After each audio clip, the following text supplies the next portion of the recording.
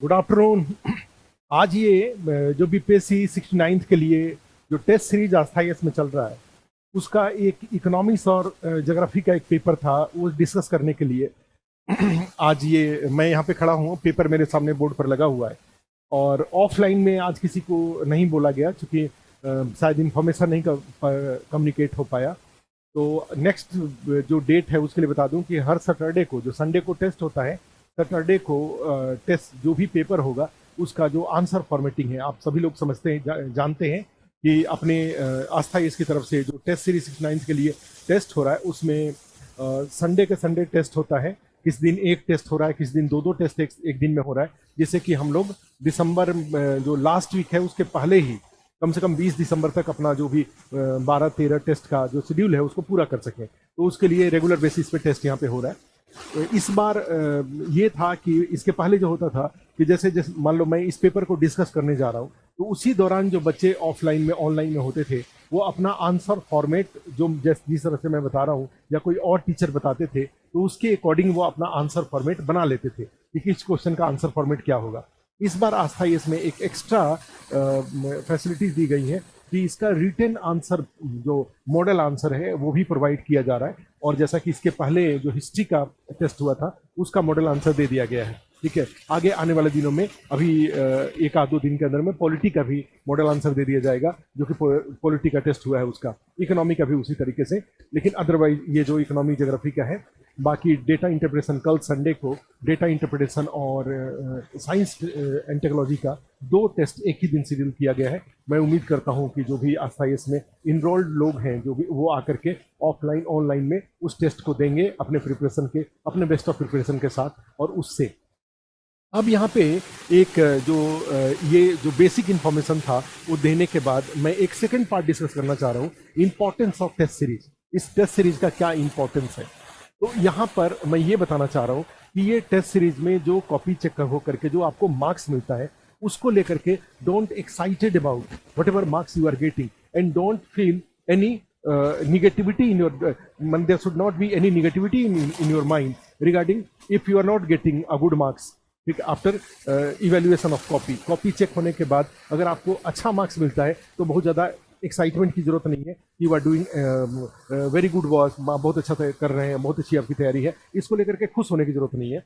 मेरा जो अप्रोच है उस अप्रोच के अनुसार कहा जाता है कि फिर वहां पे और क्या सुधार, और क्या सुधार, ये सुधार की प्रक्रिया, अगर अच्छा नंबर मिल रहा है तो और अच्छा कैसे हो सकता है। ठीक है, तो मैंने सेटिस्फाई कहने का मतलब ये है कि कॉम्प्लेसेंट होने की आवश्यकता नहीं है, आप उससे सेटिस्फाई मत होइए, अपने प्रिपरेशन में और इंप्रूवमेंट करने की प्रक्रिया को जारी रखिए। एक, जिनको अच्छा मार्क्स नहीं आ रहा है वो उसका उसका कारण ढूंढें कि आखिर किस कारण से उनको अच्छे नंबर नहीं आ रहे हैं। ठीक है, और उसको नेक्स्ट टेस्ट में कैसे वो दूर करेंगे। और ध्यान रखिए ये जो टेस्ट सीरीज है वो टेस्ट सीरीज एक इम्प्रूवमेंट प्रोसेस के की प्रक्रिया का एक जो इम्प्रूवमेंट प्रोसेस है उसका एक भाग है। हर टेस्ट के में जब क्वेश्चन पेपर आपके सामने है और आप जब आंसर लिखने जा रहे हैं तो उसमें एक्सपेरिमेंट करिए अपने साथ। ठीक है, एक्सपेरिमेंट का मतलब क्या हुआ कि अब मैं, ठीक है, ये जो पेपर है, पेपर के नीड के अकॉर्डिंग मेरे पास नॉलेज है कि नहीं, मैं नॉलेज को ठीक से रिकॉल कर पा रहा हूँ कि नहीं, उसके अलावा जो आंसर जब से क्वेश्चन के डिमांड को मैं ठीक से पहचान पा रहा हूँ कि नहीं, क्वेश्चन के डिमांड के अकॉर्डिंग कंटेंट का प्रेजेंटेशन मेरा कैसा हो रहा है। ठीक है, ये सब आप बिल्कुल एक कहा जाए कि अपने आप लिख रहे हैं और साथ में आपका जो सेकंड माइंड है वो सेकंड माइंड इन चीज़ों को भी जब वेरीफाई कर रहा है कि आपकी फीलिंग क्या है। ये सबसे बड़ी बात है कि पूरे 3 घंटे के टेस्ट देने के दौरान अपनी फीलिंग को चेक करिए और उस फीलिंग के अकॉर्डिंग शुरुआत ठीक से नहीं कर पा रहा हूँ, इंट्रोडक्शन ठीक से नहीं लिख पा रहा हूँ, कंक्लूजन ठीक से नहीं लिख पा रहा हूँ, क्वेश्चन का जो डिमांड है वो आइडेंटिफाई नहीं कर पा रहा हूँ। ठीक है, जो 350 से 400 वर्ड है उससे ज़्यादा वर्ड हो जा रहा है। शॉर्ट नोट्स में पता चला कि 70 से 80 वर्ड लिखना है और 150 वर्ड लिखा जा रहा है। तो ये सब चीज़ों को, ये सारा का सारा खुद ही स्क्रूटनी करिए, अपना खुद ही अपना इवेल्युएशन करिए, खुद ही अपनी फीलिंग को, और मन करे तो एक पेज सामने रखिए और उस पेज में आप अपनी जो फीलिंग टेस्ट देने के दौरान हो रहा है उसको भी आप नोट करते चल सकते हैं। ठीक है, ध्यान रखिए। तो ये जो टेस्ट सीरीज का जो जो आस्था इसमें चल रहा है, या कहीं और अगर आप क्वेश्चन आंसर लिखने का प्रैक्टिस कर रहे हैं तो वहाँ पे ध्यान रखिए, ये अपने माने अपने सेटिस्फेक्शन के लिए नहीं, अपने प्रिपरेशन में और क्या माने प्रिपरेशन को क्रिटिकली रिव्यू करने के लिए, अपने आंसर को क्रिटिकली रिव्यू करने के लिए, ठीक है, अपने प्रेजेंटेशन को क्रिटिकली रिव्यू करने के लिए, अपने स्पीड को क्रिटिकली रिव्यू करने के लिए, इसके लिए इस टेस्ट सीरीज का इस्तेमाल करिए।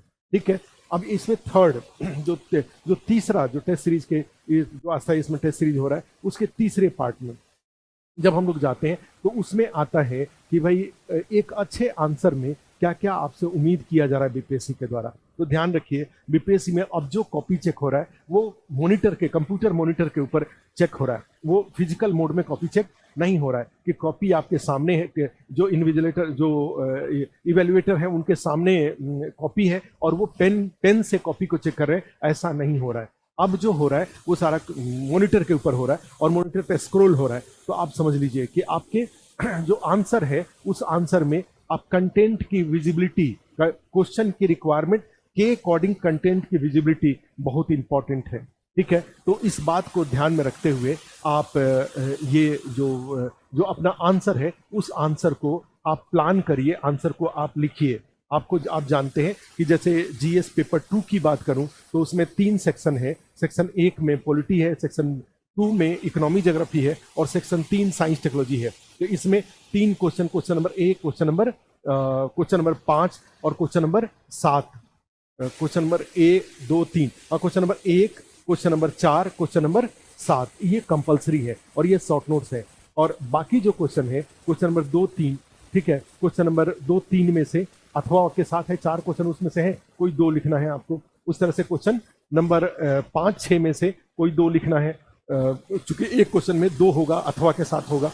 फिर नेक्स्ट जा रहे हैं साइंस टेक्नोलॉजी वाले में, तो 1 लिखना है और एक क्वेश्चन नंबर 8 जो है उस अथवे के साथ है, तो अथवा के साथ है तो उसमें आपको कोई भी दोनों में से 1 लिखना है। आप इन बातों को जान रहे हैं। 300 नंबर का पेपर हो रहा है और 300 नंबर में जो सेक्शन 1 और सेक्शन 2 के जो क्वेश्चन है वो 38 मार्क्स के हैं और जो सेक्शन 3 है साइंस टेक्नोलॉजी है वो 36 नंबर का उसमें होता है। 36 के 2 और फिर उधर से सेक्शन 2 में 38 इंटू 3 और सेक्शन 1 में 38 इंटू 3, तो 38 इंटू 3, 38 इंटू 3 और 36 इंटू 2 ये आपका। और इसके अकॉर्डिंग आपको अपने आंसर को प्लान करना है क्वेश्चन के डिमांड के अकॉर्डिंग। शब्द सीमा में जो आप 3 घंटे में जितने शब्द प्रोड्यूस कर सकते हैं उसके अकॉर्डिंग आप सारे के सारे क्वेश्चन को अटेम्प्ट करने की जरूर कोशिश करिए। और उसमें प्रिपरेशन के दौरान ही इस बात को ध्यान रखिए, जितना ज़्यादा से ज़्यादा डायग्राम यूज करेंगे उतने ही 3 घंटे में 8 क्वेश्चन लिखाने के चांसेस बढ़ जाते हैं। क्योंकि डायग्राम आपका एक तो स्पेस भी लेगा, वो सेल्फ एक्सप्लेनेटरी होना चाहिए, वो जो डायग्राम बना रहे हैं वो अपने आप में जैसे उसको देख करके ही एग्जामिनर को समझ में आ जाना चाहिए आप क्या कहना चाह रहे हैं। सेल्फ एक्सप्लेन उसका फायदा एक और होता है कि जब डायग्राम यूज करते हैं तो शब्द की आवश्यकता कम हो जाती है। तो शब्द की आवश्यकता कम हो जाने से 3 घंटे में आप अपने 8 क्वेश्चन को आप लिख पाएंगे, आराम से लिख पाएंगे। लेकिन ये डायग्राम यूज होना मॉनिटर पे अच्छा भी लगेगा जब स्क्रॉल होगा। मान लीजिए मौर्यन आर्ट पूछ रहा है और उसमें हर 2-3 लाइन का एक लाइन लिखा, उसके बाद एक डायग्राम दिया, फिर 2-3 लाइन लिखा, फिर डायग्राम दिया, तो उससे स्क्रॉल करने पे एग्जामिनर के ऊपर भी अच्छा इंप्रेशन जाएगा और वो समझ जाएंगे कि आपकी तैयारी ठीक है। और फिर वो जो एक पॉजिटिव इंप्रेशन आपके प्रति बनाएंगे तो 8 नंबर तक जाते जाते वो निश्चित रूप से 300 में 180 और 200 नंबर तक वो मार्क्स दे देंगे। कई बार 300 में जब थोड़े से कॉपी ठीक से जांचा जाता है, लिबरल होकर जांचा जाता है, तो 210-12 तक मार्क्स आया हुआ है। ठीक है, और ऐसी स्थिति में एक पेपर में 210-12 आ जाए या 200 आ जाए, दूसरे पेपर में मान लीजिए 160-70 आ जाता है, तो आप समझ रहे हैं 360-70 हो गया। और ऐसे में फिर 300 में अगर वहाँ भी 150 नंबर आ जाता है तो आप सोचिए 500 नंबर हो गया। तो और इंटरव्यू के मार्क्स को जोड़ करके आपके सिलेक्शन के चांसेस बढ़ जाते हैं। तो ये जो 900 नंबर का मेंस होने जा रहा है, तो उस 900 नंबर के मेंस में जीएस के दोनों पेपर और एसए के लिए उसमें सबसे इंपॉर्टेंट जो कंपोनेंट है वो है कि बातें आपको याद होनी चाहिए और याद को फिर क्वेश्चन का डिमांड के अकॉर्डिंग प्रेजेंट करना। और प्रेजेंट करने को हम लोग जैसे बोलते हैं कि खाना को परोसना, तो खाना को परोसने का तरीका आपका निश्चित रूप से उसमें अधिक से अधिक डायग्राम इस्तेमाल करेंगे, लॉजिकली क्वेश्चन के डिमांड के अकॉर्डिंग डायग्राम इस्तेमाल करेंगे तो आपको अधिक मार्क्स मिलने के चांसेस बढ़ जाते हैं। ठीक है, तो राइटिंग एबिलिटी या राइटिंग स्किल के रूप में मैं ये आपको बताना चाह रहा था। इसमें चौथे पार्ट के रूप में जा रहे हैं अब इस पेपर के ऊपर, तो इस पेपर में आप देखिए मेरे सामने बोर्ड पर आस्था इसका जो टेस्ट पेपर है वो लगा हुआ है, और टेस्ट पेपर में देखिए हमने यहाँ पे सब इंस्ट्रक्शन, जो भी इंस्ट्रक्शन है वो सारे इंस्ट्रक्शन यहाँ पे दिए हुए हैं। उसके बाद जाते हैं कि एक एक करके पेपर को अगर देखें तो कृषि विकास रोड मैप की उपलब्धियां, मैंने अब जैसे इसमें दोनों था, हमने क्या किया, जब इस पेपर को सेट कर रहे थे तो उसमें हमने ये देखा, मैंने ये देखा था कि भाई एक पूरा का पूरा एक सेक्शन हम ज्योग्राफी को दे दें, क्योंकि आप जानते हैं कि बीपीएससी में जो क्वेश्चन पूछा जा रहा है उस क्वेश्चन में से जो 5 क्वेश्चन शॉर्ट नोट्स के होंगे सेक्शन 2 में, उसमें से 3 क्वेश्चन इकोनॉमी के और 2 क्वेश्चन ज्योग्राफी वाले रह रहे हैं। और फिर उसके बाद क्वेश्चन नंबर 5 और क्वेश्चन 6 में से 5 और 6 में से एक पूरा 5 पार्ट, मैंने उसमें अथवा वाला, अथवा के साथ जो और के साथ जो दोनों है वो दोनों इकोनॉमिक्स के हैं, और जो क्वेश्चन 6 में जो दोनों है वो जनरली ज्योग्राफी करा रहा है, उसमें से एक इकोनॉमी का भी हो सकता है और एक ही ज्योग्राफी का हो सकता है। ठीक है, क्योंकि आप जानते हैं सेक्शन 2 में इकोनॉमी को वेटेज ज्यादा दिया गया है, ज्योग्राफी को वेटेज कम दिया गया है। पीटी में ज्योग्राफी को वेटेज ज्यादा दिया गया है और इकोनॉमी को वेटेज कम दिया गया है। ठीक है, कई बार साइंस टेक्नोलॉजी वाला जो सेक्शन 3 है, साइंस टेक्नोलॉजी में भी ज्योग्राफी के क्वेश्चन, ज्योग्राफी रिलेटेड टाइप जो क्वेश्चन होता है वो उसमें डाल देता है, तो ज्योग्राफी को स्पेस मिल जाता है। ठीक है, तो सेक्शन 2 में हमने ये कोशिश किया कि इसमें का 3 सेक्शन बनाया।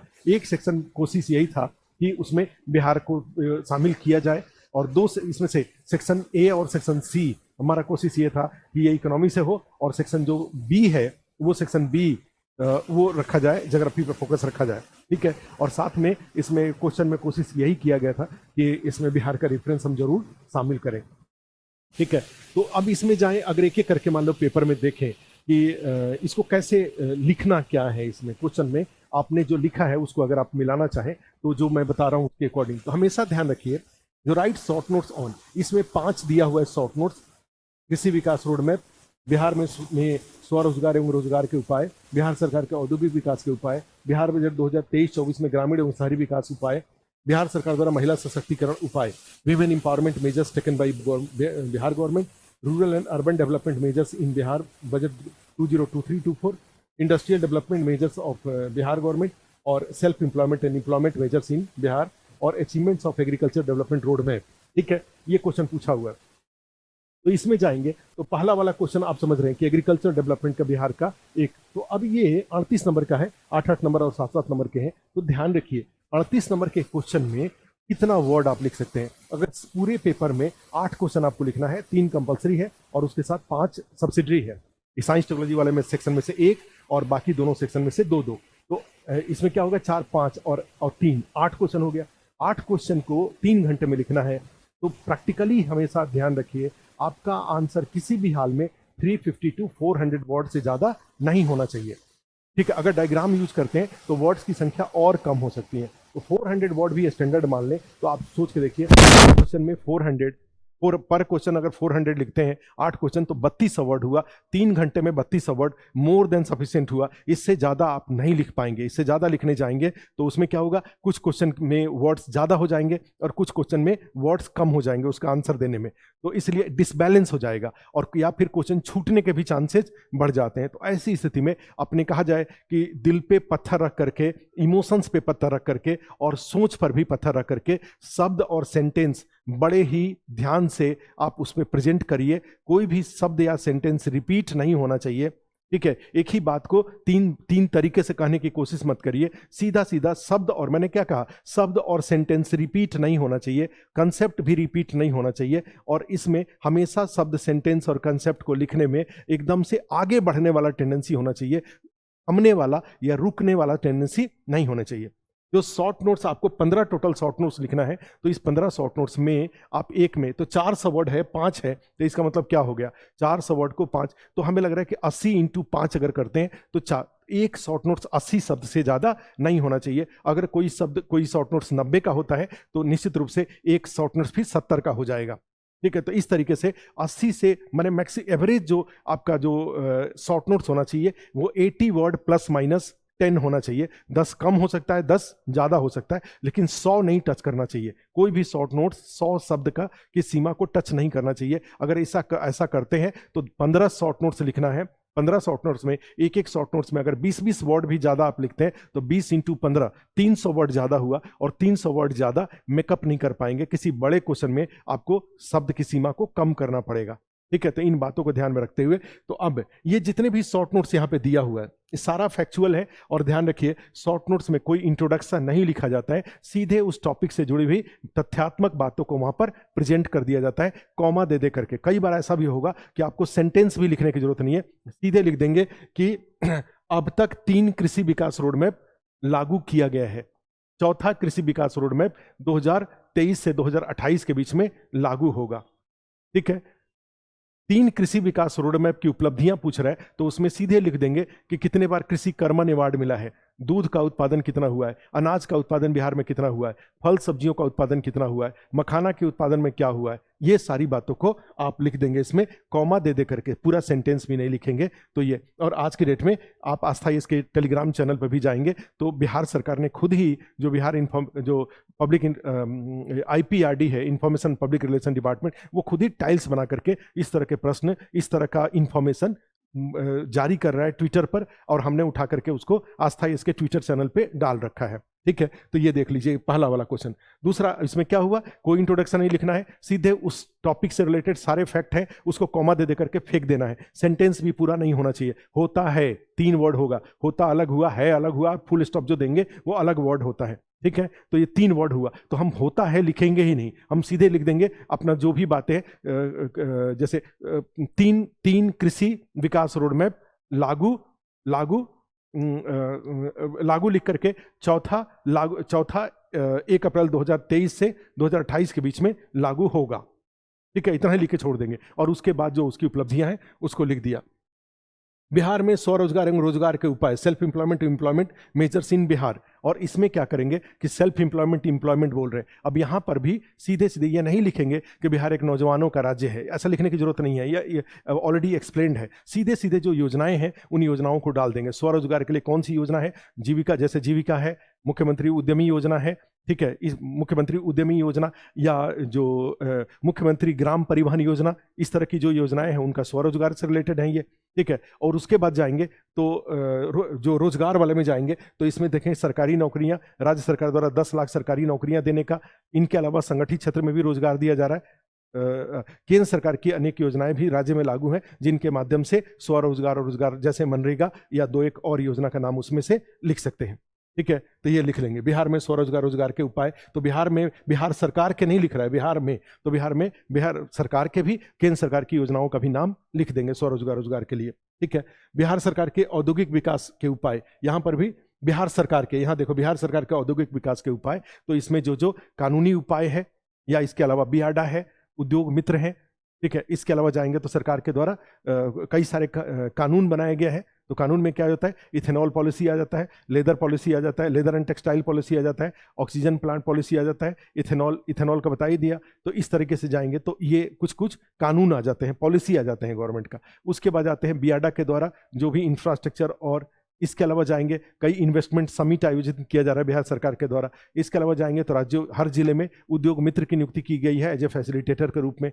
ठीक है, और उसके बाद जो कुछ एग्जाम्पल्स के रूप में, जैसे पूर्णिया में जो इथेनॉल का प्लांट लगाया गया है, या बेगूसराय में जो पेप्सी के द्वारा प्लांट लगाया गया है, अनेक रेलवे के प्लांट है, इस तरह की बातों को इसमें लिख देंगे। बिहार बजट 2023-24 में ग्रामीण और शहरी विकास के उपाय, ये बिल्कुल फैक्चुअल है। आप जानते हैं कि बिहार के बजट में जो यहाँ पे 7 निश्चय 1.0 और 2.0 के आधार पे जो बिहार का बजट बना है उसमें 10 सूत्र हैं। उसी 10 सूत्र में से एक ग्रामीण विकास वाला भी है और शहरी विकास वाला भी है। तो ग्रामीण विकास के लिए जो जो उपाय उसमें प्रस्तावित है, जैसे आधारभूत संरचना का विकास में जाएंगे, सड़कों का विकास किया जा रहा है, ग्राम परिवहन के लिए किया जा रहा है, विद्युत के लिए किया जा रहा है, या उसी में स्ट्रीट लाइटिंग के लिए किया जा रहा है। ठीक है, रोजगार के लिए किया जा रहा है, जो जो उपाय हो रहा है। शहरी क्षेत्रों में आवास के लिए किया जा रहा है, शहरी शौचालय के लिए किया जा रहा है, शहरी क्षेत्रों में भी जा रहे हैं तो शहरी क्षेत्रों में भी इंफ्रास्ट्रक्चर का, सड़कों का विकास किया जा रहा है। इसके अलावा जाएंगे तो कम्युनिटी सेंटर्स बनाए जा रहे हैं, हर जगह जो सम्राट अशोक जो सभागार बनाया जा रहा है जिसमें कि इस तरह के सम्मेलन का आयोजन किया जा सके। तो ऐसे ऐसे तो जो भी शहरी विकास के लिए लास्ट वाले में बिहार सरकार द्वारा महिला सशक्तिकरण के लिए उपाय, तो इस उपाय के दोनों पार्ट हो जाएंगे, कानूनी उपाय भी हो जाएंगे। दूसरा, इसमें जो कई योजनाएं जो चलाई जा रही हैं, साइकिल योजना हुआ, पोशाक योजना हुआ, 10 योजनाएं ऐसी हैं जो कि हमने आस्था इसके टेलीग्राम चैनल पर डाल रखा है महिला सशक्तिकरण के संबंधित बिहार सरकार के उपाय के रूप में। ठीक है, तो ये था। अब 80 शब्द लिखना है। अब अगर 3 4 योजनाएं भी सबके बारे में हो, 2 कानून भी सबके बारे में हो, तो आपको 2 4 अधिकारी हो, 2 4 संस्था का नाम हो, तब भी आपके आंसर में कोई दिक्कत नहीं होगा। दूसरा इसमें जाएंगे तो अब बड़े वाले में जा रहे हैं, तो मानव विकास भारत में आर्थिक विकास के साथ साथ तालमेल बिठाने में विफल क्यों रहा है। ठीक है, ये क्वेश्चन है। बिहार के संदर्भ में इसकी चर्चा कीजिए, मानव संसाधन विकास के उपायों की भी चर्चा करिए। क्वेश्चन क्या है, why has human development failed to keep the pace with economic growth in India. Discuss in context of Bihar, also discuss the measures of human resource development. ठीक है, क्वेश्चन का देखिए, क्वेश्चन में क्या क्या आपसे पूछा गया है। क्वेश्चन के ऐसे बड़े क्वेश्चन में आपको पहले डिमांड को पहचानना होगा, और डिमांड को पहचान करके तब क्वेश्चन के प्रश्न की मांग के अनुसार क्या करना होगा, अपने आप को आंसर लिखने पड़ेंगे। जैसे इस क्वेश्चन को देखिए, यही वाला क्वेश्चन है 2 नंबर, और 2 नंबर क्वेश्चन में हमने क्या किया, इसमें मानव विकास भारत में आर्थिक विकास के साथ तालमेल बिठाने में बाधित है। तो इसमें पहला फर्स्ट इशू क्या है, मानव विकास 1। ठीक है, दूसरा है आर्थिक विकास के साथ तालमेल बिठाने में विफल क्यों रहा है। मेरा मेन इशू है ह्यूमन रिसोर्स डेवलपमेंट और उसकी चुनौतियां, और उसमें भी बिहार का भी संदर्भ लेना है, और उसके बाद उपाय बताने हैं। ठीक है, तो मेन टॉपिक है मानव विकास की समस्या और फिर उसका समाधान। बिहार को भी इसमें केंद्रीय उपाय के साथ साथ बिहार के उपाय को भी, बिहार का संदर्भ भी शामिल करना है। तो ये जो क्वेश्चन है वो mainly human resource development and human resource development related challenges and initiative by central government and state government to ensure human resource development, जो मानव संसाधन विकास के लिए जो उपाय हो सकता है उसके ऊपर फोकस किया हुआ है। ठीक है, तो इसमें ध्यान रखिएगा। तो मानव विकास में क्या कहा जाता है, अब जब लिखने जाएंगे तो एक इंट्रोडक्शन लिखेंगे। तो मानव विकास का आधार जनसंख्या है। ठीक है, इस जनसंख्या की आर्थिक उत्पादकता बढ़ाने के लिए, to increase their economic productivity, ठीक है, population should be converted as human resource. ठीक है, इसकी आर्थिक उपयोगिता बढ़ाने के लिए जनसंख्या को मानव संसाधन में परिवर्तित करना आवश्यक है। उसी में कॉमा देकर के फिर लिख देंगे आगे कि मानव संसाधन का जो मुख्य आधार है वो है शिक्षा, स्वास्थ्य और उसके अंदर दक्षता। ठीक है, शिक्षा, स्वास्थ्य और दक्षता, एजुकेशन, हेल्थ एंड स्किल। चूंकि एक बीमार व्यक्ति कितना भी बड़ा साइंटिस्ट हो, कितना भी बड़ा एक्सपर्ट हो, और वो बीमार है तो वो अच्छे ह्यूमन रिसोर्स के रूप में काम नहीं कर पाएगा। तो वहाँ पे क्या है, उसमें होता है एजुकेशन, चाहे प्राइमरी एजुकेशन हो चाहे हायर एजुकेशन हो, हेल्थ हो जाता है, और उसके बाद स्किल डेवलपमेंट इनिशिएटिव है। ठीक है, तो अब यही है कि भारत में मानव, इसको लिख दिया इस संदर्भ में लिखो, वर्तमान उसी में हो जाएगा कि 2014 में का कोई डेटा अगर आपके पास है, लेबर जो मिनिस्ट्री ऑफ लेबर का कोई डेटा है जो कि जनरली था ऐसा कि 2014 की बात करें तो 96% लोग भारत में अनस्किल्ड हुआ करते थे, अकुशल होते थे, अर्थात वो, ठीक है, दक्ष मानव संसाधन के रूप में काम नहीं करते थे, स्किल्ड ह्यूमन रिसोर्स के रूप में काम नहीं करते थे, वो अनस्किल्ड ह्यूमन रिसोर्स के रूप में काम करते थे, इनफॉर्मल तरीके से काम करते थे, लेकिन स्किल्ड नहीं होते थे। जैसे कहा जाता है कि साउथ कोरिया में 96% लोग ह्यूमन रिसोर्स के रूप में काम करते थे। इंडिया में जाएंगे तो 96% लोग ह्यूमन रिसोर्स के रूप में काम नहीं करते थे। यहाँ पे आप इनफॉर्मल तरीके से बताऊं तो इसमें यही आता है कि जैसे राजमिस्त्री है, तो राजमिस्त्री के पास कोई सर्टिफिकेट नहीं है, जो मैकेनिक्स रोड पे बैठा हुआ है कोई सर्टिफिकेट नहीं है, जो बढ़ई बैठे हुए हैं कोई सर्टिफिकेट नहीं है, कोई मिट्टी का बर्तन बनाने वाले कोई सर्टिफिकेट उनके पास नहीं है। तो ये सारे लोग, तो ऐसा नहीं है कि उनके पास हुनर नहीं है, हुनर है, लेकिन ये हुनर स्टैंडर्ड हुनर उनके पास नहीं है, उनके पास। और इसका नुकसान ये होगा कि कोई बड़ी कंपनी, कोई कंस्ट्रक्शन कंपनी ऐसे राजमिस्त्री को कभी अपने यहाँ रोजगार नहीं देगी। वो पूछेगी कि आपके पास कोई सर्टिफिकेट है कि नहीं। कोई भी जिसके पास ड्राइविंग लाइसेंस नहीं होता है, जैसे उसको गाड़ी चलाने के लिए नहीं देता है, तो उसी तरह से किसी हलवाई के पास अगर किसी कलिनरी इंस्टीट्यूट से अगर कोई प्रशिक्षण सर्टिफिकेट नहीं है तो कोई भी बड़ा 5 स्टार होटल उनको रोजगार नहीं देगा। होटल मैनेजमेंट से आपके पास सर्टिफिकेट होगा तभी देगा। तो यहीं पे कहा जाए कि इनफॉर्मल स्किल और फॉर्मल स्किल, तो भारत में फॉर्मल स्किल जो स्किल की कमी रही है। तो इंट्रोडक्शन में जनसंख्या और उसमें आ जाता है कि भाई आर्थिक उत्पादकता बढ़ाना, किंतु भारत में जो मानव संसाधन के साथ शिक्षा, स्वास्थ्य और दक्षता की समस्या रही है। एक अनुमान के अनुसार, श्रम मंत्रालय के अनुमान के अनुसार भारत में जो बाद में भी आया तो सिर्फ 12% लोग औपचारिक रूप से प्रशिक्षित है, अन्यथा अदरवाइज 88% जनसंख्या जो वर्किंग पॉपुलेशन है वो कुछ उसके पास कोई औपचारिक प्रमाण पत्र नहीं है। There is no formal skill certificate, ठीक है, with 88% of the working population, वो लिख दिया। इसको कि इस स्थिति में सुधार करने के लिए केंद्र सरकार द्वारा एवं राज्य सरकार द्वारा कदम उठाए जा रहे हैं। इंट्रोडक्शन हो गया। उसके बाद जनसंख्या, भारत की जनसंख्या के बारे में थोड़ा लिख दीजिए, नौजवान जनसंख्या के बारे में लिख दीजिए, और उसके बाद इनके शिक्षा के लिए क्या क्या किया जाता है, स्किल डेवलपमेंट इनिशिएटिव जो है, ठीक है। तो इसको आर्थिक विकास का साथ देने में एक पार्ट इसमें यह भी है कि मानव विकास और उसमें आर्थिक विकास का साथ तालमेल बिठाने में विफल रहा है। तो ये जब जैसे इंट्रोडक्शन लिख दिया, उसके बाद जब लिखा जनसंख्या वगैरह के बारे में लिख दिया, और जनसंख्या लिख करके उसके बाद पैरा में लिख देंगे कि भारत का जीडीपी ग्रोथ इतना है, या केंद्र स्तर पे राज्य स्तर पे जीडीपी का साइज इतना है, भारत के एक जो इकोनॉमिक डाइवर्सिटीज को लिख देंगे। किंतु इसकी सबसे बड़ी समस्या, इस ग्रोथ को और आगे नहीं बढ़ पाने में सबसे बड़ी समस्या उचित मानव संसाधन का अभाव है, ठीक है। जनसंख्या तो है लेकिन मानव संसाधन का, ये वाला पैरा एक दोनों के बीच का जो लिंक है इकोनॉमिक और उसके बीच का, उसको भी स्पष्ट कर देंगे। और उसके बाद फिर मानव संसाधन के लिए जो उपाय हैं, उपाय में जाएंगे तो शिक्षा के लिए केंद्र राज्य, स्वास्थ्य के लिए केंद्र राज्य, और स्किल डेवलपमेंट के लिए केंद्र राज्य। और उसके बाद इस तरह से दक्ष मानव संसाधन को, इस प्रकार के बढ़ते हुए दक्ष मानव संसाधन भारत में आर्थिक विकास की आवश्यकता को पूरा करने में सक्षम होगा, ठीक है। इस तरीके से इसको कंक्लूड कर लेंगे।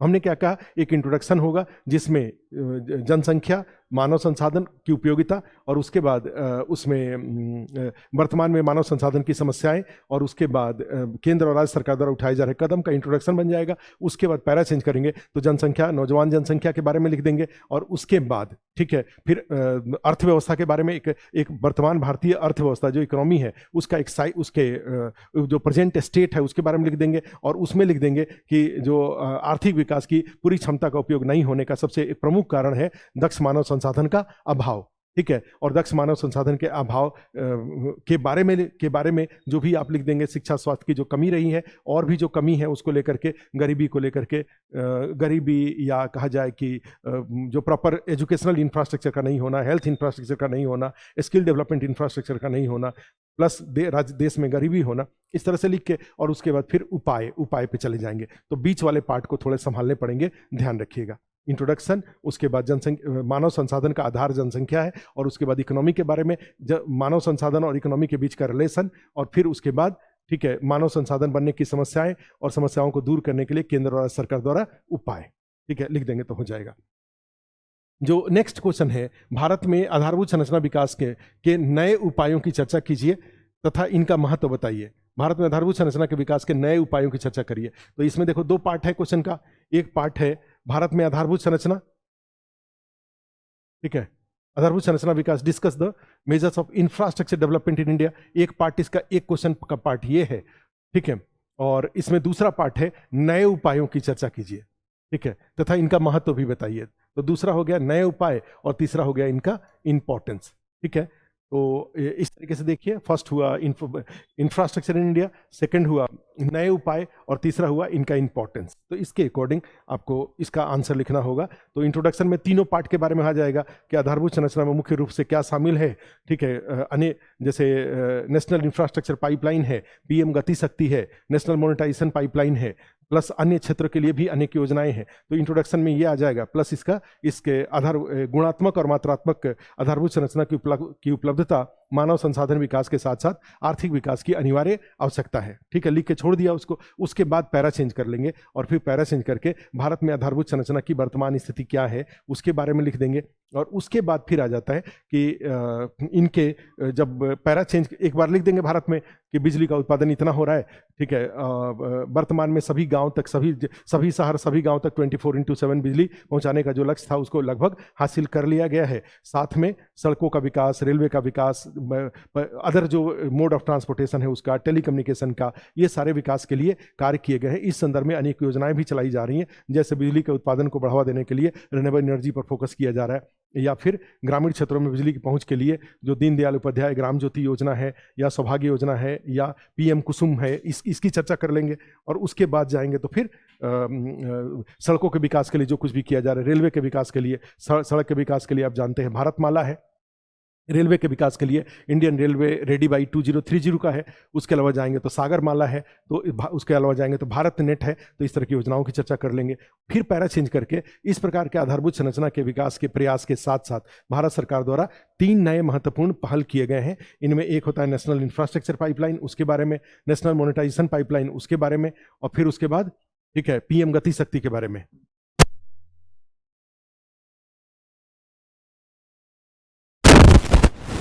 ठीक है, तो पीएम गति शक्ति के बारे में ये 3 जो योजनाएं हैं, तीनों योजनाओं के बारे में, और उसके बाद पैरा चेंज करके इसका महत्व में आ जाता है किस तरह से मानव संसाधन विकास के, ह्यूमन रिसोर्स डेवलपमेंट में किस तरह से ये होगा। जैसे मान लीजिए बिजली की उपलब्धता किस तरह से मानव संसाधन के लिए, इंफ्रास्ट्रक्चर में सड़क किस तरह से मानव संसाधन, अब प्लस उसी तरह से आर्थिक विकास में, एग्रीकल्चरल डेवलपमेंट में इंफ्रास्ट्रक्चर की भूमिका, इंडस्ट्रियल डेवलपमेंट में, डोमेस्टिक ट्रेड में, फॉरेन ट्रेड में, ठीक है, ये किस तरह से इंफ्रास्ट्रक्चर की भूमिका है उसको लिखेंगे। लास्ट में कंक्लूजन में लिख देंगे इन उपायों के माध्यम से कोशिश की जा रही है कि सामाजिक और आर्थिक विकास की मांग को आधारभूत संरचना विकास के माध्यम से पूरा किया जा सके।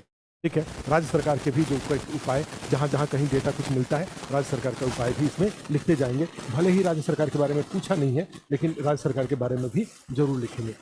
नेक्स्ट क्वेश्चन 3 नंबर में जाएंगे। तो भारत में भूमि सुधार की परिभाषित करें, या किस प्रकार किसानों की आय खाद्य सुरक्षा से संबंधित है। बिहार सरकार द्वारा इस संदर्भ में उठाए गए कदमों की चर्चा करें। Define land reforms in India, how does this relate to the food security of farmers and income. How does this relate to the food security of farmers income, discuss the steps taken by the government, Bihar government in this context. ठीक है, तो इसमें क्या आ रहा है, इसमें एक तो हो रहा है सबसे इंपॉर्टेंट बात भूमि सुधार, लैंड रिफॉर्म। जो लैंड रिफॉर्म है एक पार्ट ये हुआ, परिभाषित करें। दूसरा किस प्रकार किसानों की आय और खाद्य सुरक्षा से संबंधित है, ये दूसरा पार्ट हो जाएगा, मैंने भूमि सुधार का महत्व। और तीसरा पार्ट हो जाता है बिहार सरकार द्वारा इस संदर्भ में उठाए गए कदम। 3 पार्ट हुआ इसका, अबाउट लैंड रिफॉर्म, दूसरा its importance regarding food security and income security, और तीसरा फिर आ जाता है इसमें इसका आपका जो initiative taken by government of Bihar to ensure land reform. ठीक है, आप समझ रहे हैं भूमि सुधार को कैसे परिभाषित करेंगे, ये आप अच्छे से एक इंट्रोडक्शन बन जाएगा तीनों को शामिल करते हुए। उसके बाद पैरा चेंज करके लिख देंगे कि भू स्वामित्व का न्यायपूर्ण वितरण, justified distribution of land ownership through which optimum utilization of land potential can be ensured, जिससे कि भूमि का अधिकतम उपयोग सुनिश्चित किया जा सके, परिभाषा में आ जाएगा। उसके बाद आ जाता है कि भूमि सुधार के परिभाषा वाले में ही भूमि सुधार का उद्देश्य, जैसे भूमि सुधार का उद्देश्य भूमि का अधिकतम उपयोग सुनिश्चित करना है, जिससे कि सामाजिक न्याय के लक्ष्य को, आर्थिक न्याय के लक्ष्य को, सोशल जस्टिस, इकोनॉमिक जस्टिस, ये सब बातें। उसके बाद आ जाता है इसमें कि इसका इम्पोर्टेंस, भूमि सुधार देश में कृषि उत्पादन, कृषि उत्पादकता, कृषि उत्पादन, खाद्य सुरक्षा, किसानों की आय बढ़ाने में सहायक है। जैसे अब कैसे, how land reform is helpful in, आप देखेंगे तो उसमें एग्जाम्पल जब देने जाएंगे तो वहां पे लिख देंगे कि लैंड कंसोलिडेशन से क्या होगा।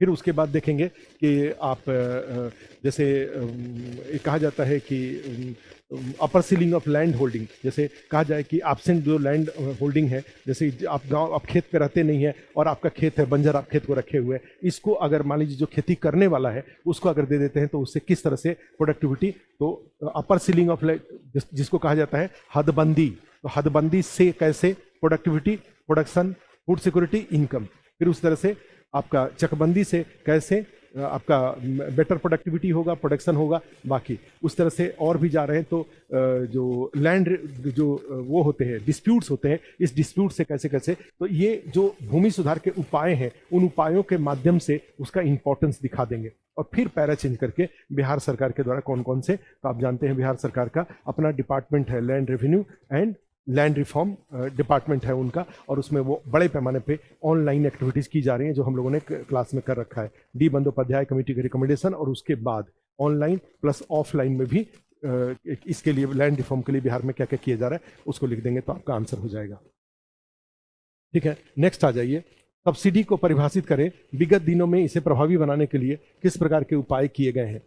ठीक है, डिफाइन, इसमें है define subsidy, what kind of measures have been taken in the past to make it effective। Also discuss various agricultural subsidies and their challenges. ठीक है, क्वेश्चन क्या है देखिए, क्वेश्चन में जा रहे हैं तो सब्सिडी को परिभाषित करिए, पहला हो गया। एक तो सब्सिडी को डिफाइन कर देना होगा। विगत दिनों में प्रभावी बनाने के लिए किस प्रकार के उपाय, प्रभावी बनाने के लिए उपाय। जो दूसरा माने तो कहा जाए डिफाइन सब्सिडी एक हो गया। Kind what kind of measures have been taken, ये दूसरा हो गया। और तीसरा to make it more effective, also discuss various agricultural subsidies and their challenges. तो 3 पार्ट में है ये।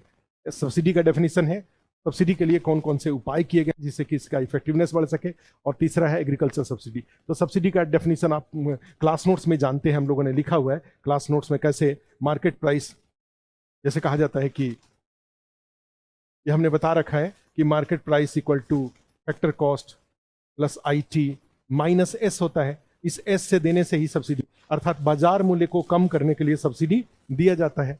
ठीक है, और वर्तमान में बड़े पैमाने, तो इसको डिफाइन कर लेंगे, उसके बाद एग्जाम्पल के साथ इसको डिफाइन कर लेंगे।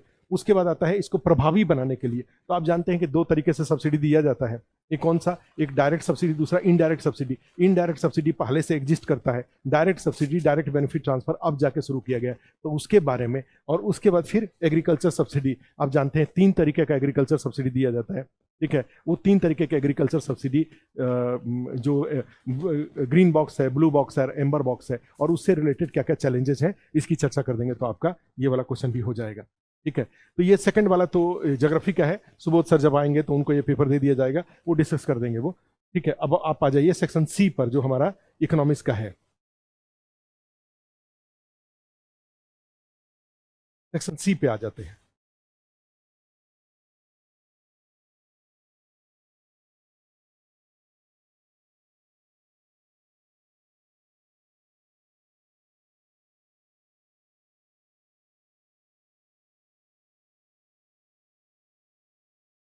ठीक है,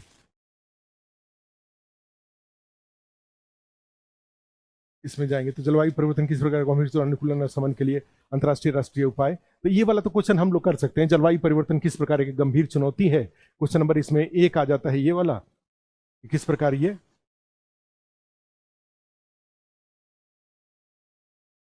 गंभीर चुनौती है 1। इसके साथ अनुकूलन और शमन के लिए, अनुकूलन और शमन के लिए अंतर्राष्ट्रीय राष्ट्रीय और राज्य सरकार के उपाय, अनुकूलन शमन के लिए उपाय। तो 2 पार्ट में है, इसका जलवायु परिवर्तन को डिफाइन करना है, और दूसरा फिर इसके लिए अंतर्राष्ट्रीय राष्ट्रीय एवं राज्य सरकार के कौन से उपाय किए जा रहे हैं। ये वाला 2 पार्ट में क्वेश्चन है। 2 पार्ट में इसका आंसर आता है। क्लास में हमने साइंस टेक्नोलॉजी में बड़े अच्छे से इसको करा रखा है। जलवायु परिवर्तन में आप जानते हैं कि green house gas, green house effect के बढ़ने से ग्लोबल वार्मिंग होता है, ग्लोबल वार्मिंग से क्लाइमेट चेंजेज हो रहा है। ठीक है, पृथ्वी के औसत तापमान में निरंतर वृद्धि का परिणाम जलवायु परिवर्तन है। और जलवायु परिवर्तन के तहत जो प्रकृति आधारित जो घटनाएं थी, वो सारी घटनाओं का संतुलन बिगड़ गया है। और इस कारण से विभिन्न प्रकार के आपको एग्जाम्पल्स देखने को मिलते हैं, जैसे इरेटिक रेन, या जो फ्रीक्वेंसी ऑफ ड्राउट है वो बढ़ गया है, या जो हीट स्ट्रोक है वो बढ़ गया है, जो चक्रवात के हैं फ्रीक्वेंसी वो बढ़ गए हैं, बड़े पैमाने पर ग्लेशियर पिघल रहा है। तो ये सब क्लाइमेट चेंजेस वाले में आ जाता है। और उसके बाद आता है इनके अनुकूलन और शमन के लिए अंतर्राष्ट्रीय राष्ट्रीय और राज्य सरकार के अंतर्राष्ट्रीय उपाय में आप जानते हैं कि 1992 में पृथ्वी सम्मेलन हुआ था, UNFCCC, फिर उसके बाद COP1, फिर COP3 में आया था क्योटो प्रोटोकॉल, फिर उसके बाद आप जानते हैं COP21 था, फिर COP26 में भारत सरकार के प्रधानमंत्री के द्वारा जो पंचामृत का जो सूत्र दिया गया था, उस सूत्र के तहत। और फिर उसमें जाएंगे, उसके अलावा जाएंगे तो अन्य IPCC है, उसके द्वारा कई सारे NGO वगैरह हैं, उनके द्वारा भी जो यूनाइटेड नेशन के तहत जो सस्टेनेबल डेवलपमेंट गोल है, उसमें भी पर्यावरण सुरक्षा पर बल दिया गया है। विश्व बैंक के द्वारा भी पर्यावरण सुरक्षा को ध्यान में रखा जा रहा है। तो ये सब अंतर्राष्ट्रीय उपाय में। राष्ट्रीय उपाय में जाएंगे तो वो जो COP21 के कमिटमेंट के अकॉर्डिंग भारत में भी रिन्यूएबल एनर्जी पर फोकस किया जा रहा है। 2030 तक 500 गीगावाट इलेक्ट्रिसिटी रिन्यूएबल एनर्जी से होगा, इसके ऊपर फोकस किया जा रहा है। बड़े पैमाने पे एफॉरेस्टेशन के लिए कार्य किया जा रहा है, वृक्षारोपण के लिए कार्य किया जा रहा है। उसके अलावा जाएंगे तो इथेनॉल के उत्पादन को बढ़ाना और फिर उसका डीजल पेट्रोल में इस्तेमाल करना। इसके अलावा जाएंगे तो इलेक्ट्रिक व्हीकल्स वगैरह का भारत मानक 6 को लागू करना। ये कई सारे भारत सरकार के उपाय हैं, कानूनी उपाय हैं, संस्थाएं भी हैं, NGT जैसी संस्थाएं भी है, सेंट्रल पोल्यूशन कंट्रोल बोर्ड भी काम करता है, बहुत सारे इसमें मोटर व्हीकल एक्ट का है।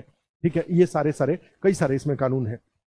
कानून भी है, संस्थाएं भी है, प्लस गवर्नमेंट के इनिशिएटिव भी है, रिन्यूएबल एनर्जी पर फोकस भी है, इलेक्ट्रिसिटी बचत के लिए भी उपाय किया जा रहा है। ये सारा का सारा राष्ट्रीय राज्य स्तर पे जाएंगे तो बिहार सरकार के द्वारा भी बड़े पैमाने पे काम किया गया है। जैसे प्रत्येक वर्ष 9 अगस्त को पृथ्वी दिवस बिहार में मनाया जाता है। 2019 से आप जानते हैं जल जीवन हरियाली, इस बार के बजट के अकॉर्डिंग जाएंगे तो 3 करोड़ पेड़ लगाना बिहार सरकार का लक्ष्य है कि जो बिहार में वनाच्छादन है उसको वर्तमान में जो 15% तक पहुंच गया है, झारखंड के साथ जब अलग हुआ था तो 6-7% पे आ गया था, लेकिन उसके बाद जो प्रयास किए गए तो 15% तक हो गया है। अब उसको बढ़ा के 17% करने का लक्ष्य रखा गया है, जो अभी जो लेटेस्ट है उसके अकॉर्डिंग तो जाएंगे। तो वनाच्छादन के लिए प्लास्टिक के उपयोग पर बिहार सरकार ने बैन लगा रखा है। जो वाटर बॉडीज है उसको बिहार सरकार द्वारा रिवाइव कराया जा रहा है जल जीवन हरियाली के तहत। तो इस तरह से राज्य सरकार प्लस बच्चों के पाठ्यक्रम में इसका महत्व को शामिल करना।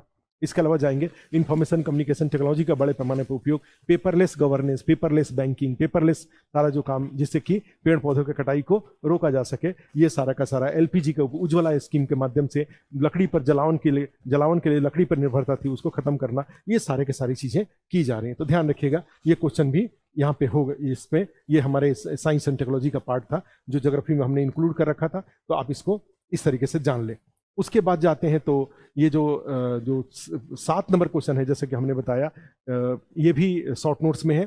भारत में बेरोजगारी मापने की नई पद्धति। आप जानते हैं 2017 से भारत में बेरोजगारी मापने के लिए पीरियोडिक लेबर फोर्स सर्वे आ रहा है, और उसमें फिर जो अनएम्प्लॉयमेंट रेट या वर्कर्स पार्टिसिपेशन रेट WPR ये सब उसमें काउंट किया जा रहा है, ठीक है। और उसके आधार पे वो मंथली बेसिस पे ये सारा डेटा आता है, और फिर उस डेटा के आधार पे हमें ये पता चलता है कि कितना एम्प्लॉयमेंट है, कितना अनएम्प्लॉयमेंट है, कितना फीमेल का जो विमेन जो पार्टिसिपेशन है वो क्या है, रूरल एरियाज में पार्टिसिपेशन क्या है, अर्बन एरियाज में पार्टिसिपेशन क्या है, ये सारे तरीके पता चलते हैं। अभी के टाइम के अकॉर्डिंग जाएंगे तो PLFS जो पीरियोडिक लेबर फोर्स सर्वे है वो यूज हो रहा है। इसके अलावा जाएंगे तो पहले से आपके पास जो PFRDA था या ESIC था, या फिर जाएंगे तो इसमें लेबर जो NSSO के द्वारा भी सर्वे किया जाता था, तो नेशनल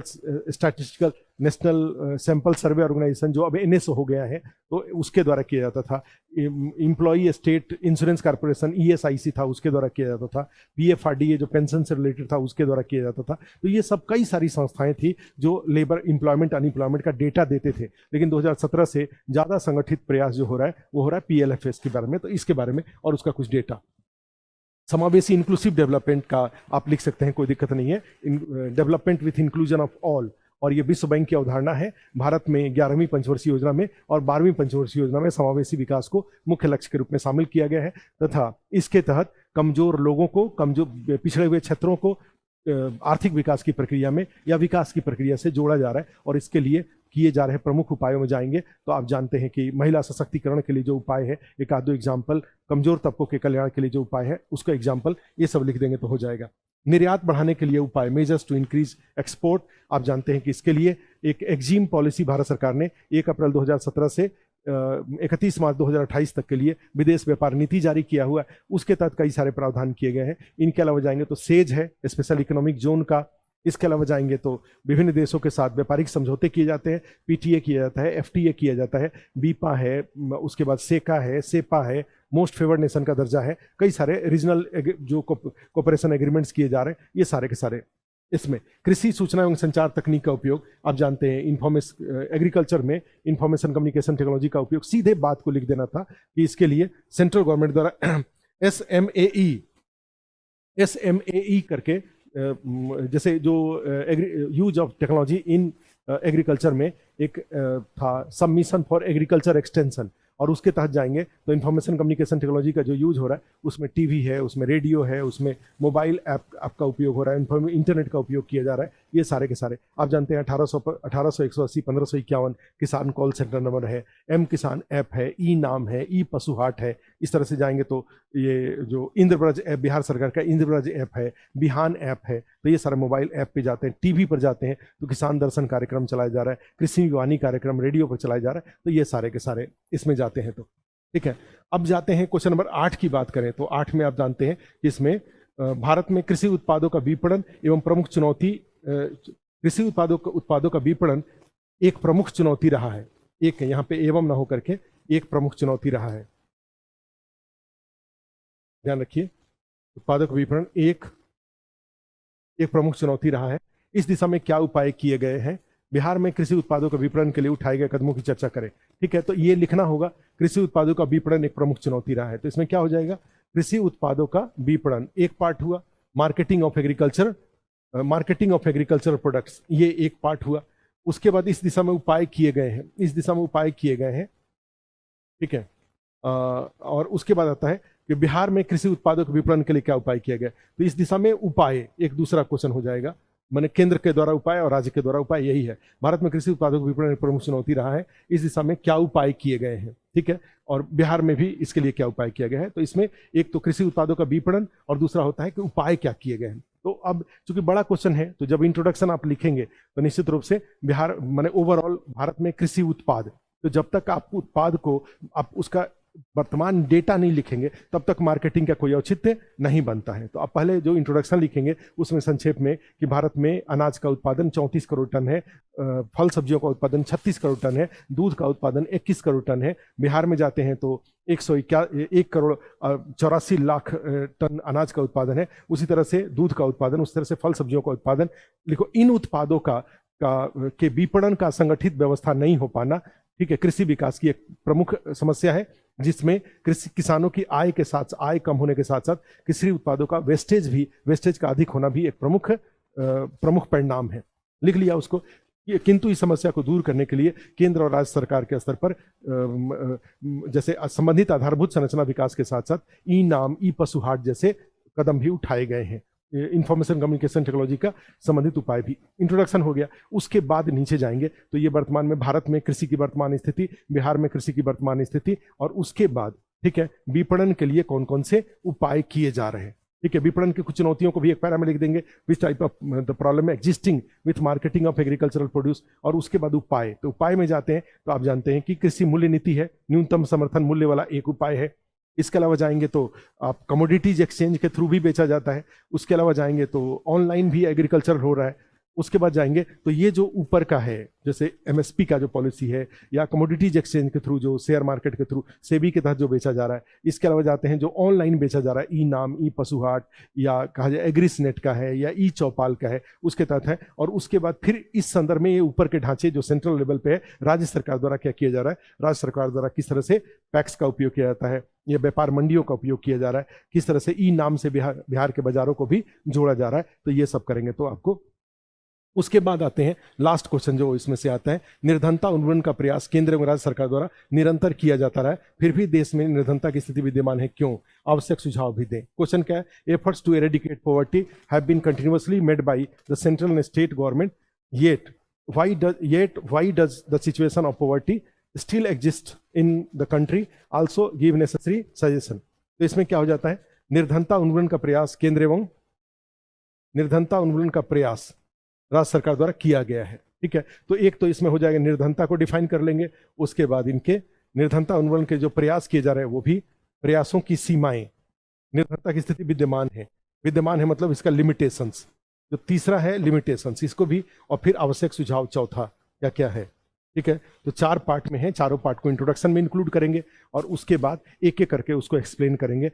लास्ट में कंक्लूजन लिख देंगे तो आपका आंसर हो जाएगा। ठीक है, तो ये इस तरीके से अगर आप आंसर को, पहले आंसर के डिमांड को आइडेंटिफाई, पूरे डिस्कशन का कंक्लूजन यही है कि जब भी पेपर सामने आए 1 मिनट के लिए आप पेपर को सामने रहने दीजिए, आप लंबी लंबी सांस लीजिए, अपने आप को कूल करिए, और फिर उसके बाद एक एक क्वेश्चन को उठाइए, और उठा करके एकदम हमेशा ध्यान रखने का, आंसर मेंस का आंसर लिखने में हमेशा ध्यान रखा जाता है कि शब्द और सेंटेंस रिपीट नहीं होना, शब्द, सेंटेंस और कंसेप्ट रिपीट नहीं होना चाहिए। हमने क्या कहा, मेंस का, चाहे वो बीपीएससी का हो, चाहे वो आईएएस का हो, मैं क्या एक चीज आपसे एडवाइस करना चाहता हूं कि इसमें सब्जेक्टिव आंसर लिखने का जो बेसिक रिक्वायरमेंट है वो यही है कि आपका शब्द, सेंटेंस और कंसेप्ट रिपीट नहीं होना चाहिए। इस बात को ध्यान में रखेंगे तो आपका आंसर टू द पॉइंट होगा। आज के लिए इतना ही, थैंक यू। फिर अगले कोई पेपर का डिस्कशन लेकर के फिर से आपसे मिलेंगे। धन्यवाद।